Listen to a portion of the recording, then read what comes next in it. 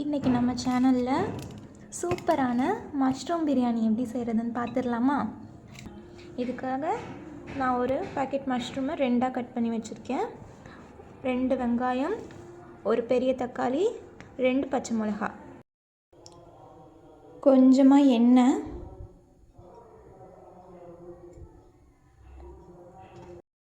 எண்ணெய் நல்லா சூடானதுக்கப்புறமா நம்ம வச்சுருக்க பட்டை லவங்கம் கொஞ்சமாக, நிறைய சேர்க்கக்கூடாது, கொஞ்சமாக சேர்த்துக்கணும்.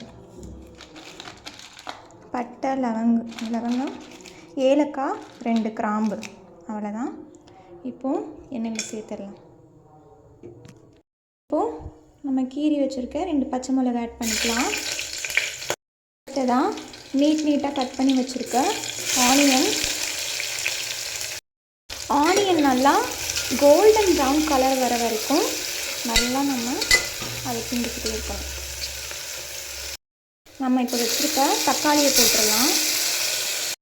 போட்டு நல்லா மிக்ஸ் பண்ணிக்கணும். தேவையான அளவு உப்பு சேர்த்துக்கோங்க.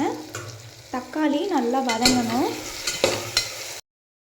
இப்போது மிளகாத்தூள் ஆட் பண்ணிக்கலாம். நான் 2 டேபிள் ஸ்பூன் மிளகாத்தூள் ஆட் பண்ணியிருக்கேன். மிளகாத்தூள் ஆட் பண்ணதுக்கப்புறமா ஒரு 2 மினிட்ஸ்க்கு அப்புறம் நம்மளுக்கு கிரேவி மாதிரி கிடைக்கும். நல்லா எண்ணெய் பிரிஞ்சு வந்ததுக்கப்புறமா, மிளகாத்தூள் வாசனை போனதுக்கப்புறமா நம்ம வெட்டி வச்சுருக்க மஷ்ரூமை இது கூட சேர்க்கணும். ஹீரோ இன்க்ரீடியண்ட்டான மஷ்ரூமை இது கூட இப்போது ஆட் பண்ணிக்கலாம். எண்ணெய் நல்லா பிரிஞ்சு வந்துருச்சு. நல்ல கிரேவி மாதிரி சூப்பராக நமக்கு ரெடி ஆயிடுச்சு. இப்போது இதில் நம்ம ஊற வச்சுருக்க அரிசியை ஆட் பண்ணிக்கலாம். அரிசி ஆட் பண்ணிக்கலாம்.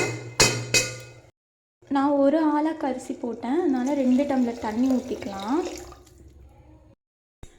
இப்போ பாருங்கள், நம்ம விசில் வச்சிடலாம். லாஸ்ட்டாக க்ளோஸ் பண்ணுறதுக்கு முன்னாடி ஒரு வாட்டி உப்பெல்லாம் கரெக்டாக இருக்கா அப்படின்றத செக் பண்ணிக்கோங்க. கம்மியாக இருந்தால் ஆட் பண்ணிக்கோங்க. இப்போது ஒரு 3 விசில் வந்ததுக்கப்புறமா நம்ம இறக்கிடலாம். 3 விசிலுக்கு அப்புறமா அரிசி நல்லா வெந்திருக்கு. Mushroom biryani ready.